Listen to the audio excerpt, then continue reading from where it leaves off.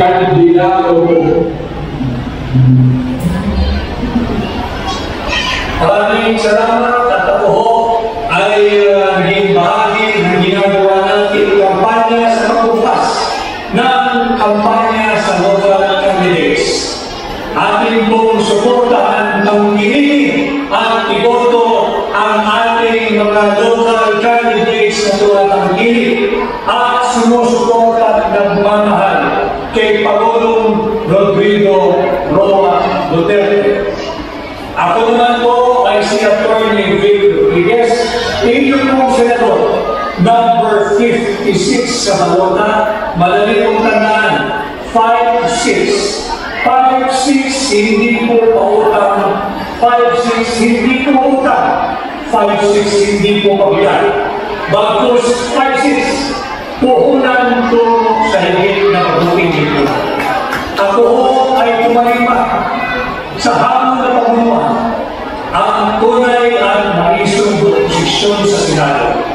At bilang senador ninyo, aking pong tinamumunuan ang war on corruption bilang tunay at maisong na posisyon sa Senado. Yung parang corruption po natin ay hindi lamang campaign slogan. Nalalaman ko po kung paano tugisin ang korupsyon at mga korap sa gobyerno.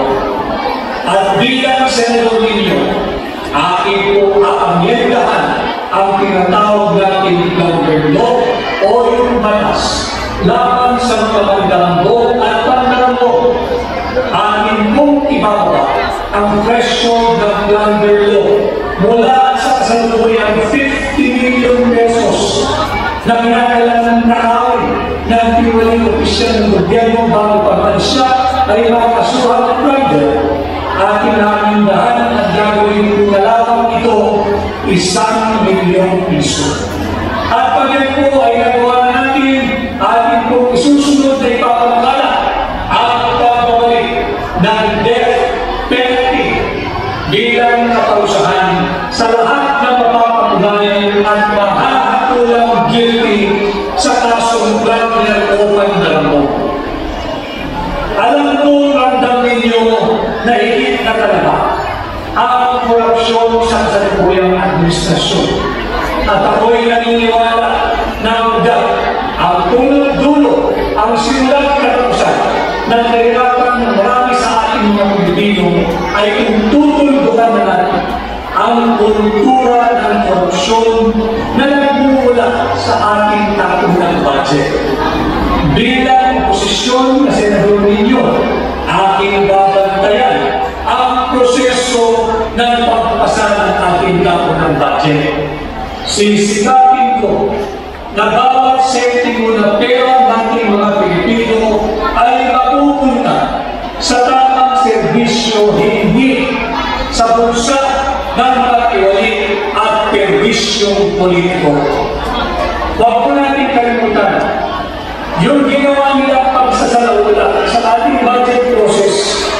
6.326 trillion pesos ang budget natin ngayong 2025. Ipinasal na yan sa kabila na napakaraming blanco sa Bicameral Conference Committee report.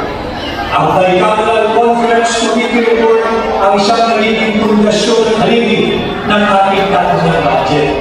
Subalit, kahit mayroong 28 items na blanco na nagkakahalaga ng 241 billion pesos, ipinilit nila ipasa ang ating tatunang budget, which I call unconstitutional, invalid, immoral, unlawful, and unconscionable.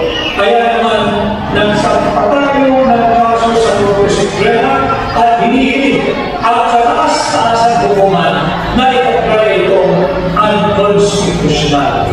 At bukod po yan, aking kapagkalit bilang senador ninyo to decriminalize yung ating libel law. Alam mo ninyo, ang source of our democracy and ang source of our freedom, yung free speech, free expression, and free press.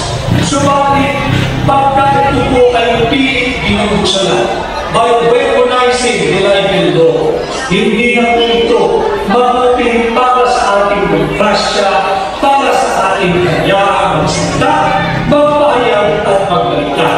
They are recognizing the courts, they are recognizing the libel law. Kung kaya bilang sa may anointing si Pastor Kibuloy sa progress. Palapakan naman natin. May anointing siya. Kung ano ang hinahawakan ni Pastor Kibuloy, lumalago. Amen ba? Kaya huwag niyong kalimutan ang number 53 sa balota.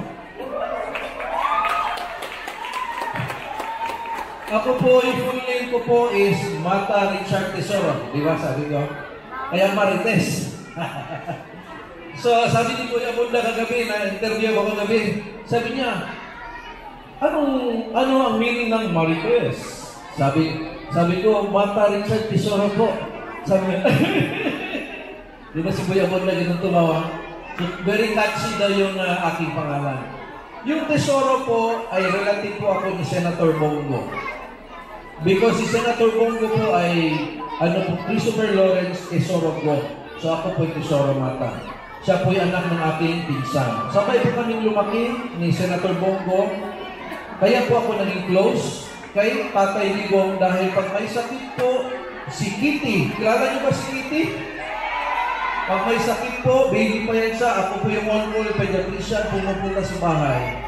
Kaya si Tatay Ligong habang lumalaki, kami po'y nag-uusap about sa healthy kitty, which is very okay naman po. Ngayon nung naging senator si Bongo, ako po'y nasa background lang. Ako po'y naging consultant niya sa mga projects niya. Nag-a-advise din ako sa kanya kung anong nanginisip ko or natatanong din siya dahil po ako ay doktor. Kaya po gusto ko pong maging senador. Kasi nag-a-assist na po ako kay Senator Bongo as a consultant. Gusto ko po siyang tulungan palalo. Ang mga sakit centers, andyan po sa mga public hospital. Correct ba? Ako po isang pediatrician sa private hospital. Wala po kami malasakit center. Ang gusto ko mangyari, ang malasakit center, meron din sa private hospital. Agree ba kayo? Hindi po kasi ibig sabihin na kung ikaw po'y nagpa-admit ng private hospital, ay mayaman ka. Di ba? Gusto mo lang sa private kasi puno ang public. Gusto mo lang sa private kasi may doktor kang gusto para sa sakit mo o sa sakit ng anak mo. Ngayon, na-admit ng private. Paglabas ng hospital, malaki ng bill. Anong mangyayari?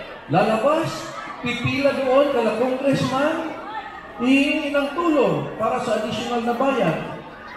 Hindi ba pwede yung mga tulong ilagay na sa loob din ng hospital para yung watcher hindi na po lalabas? Ganun po ang ginawa ni Senator Bongo sa malasakit centers. Kaya ang gusto natin ilagay din sa private hospital. Agree ba kayo? Dok, saan ang pera? Mahal ang gasto. Sabi ko ba, alam niyo ba na maraming pera ang ating bayan? Makikita mo sa ayuda. Ang daming pera, correct?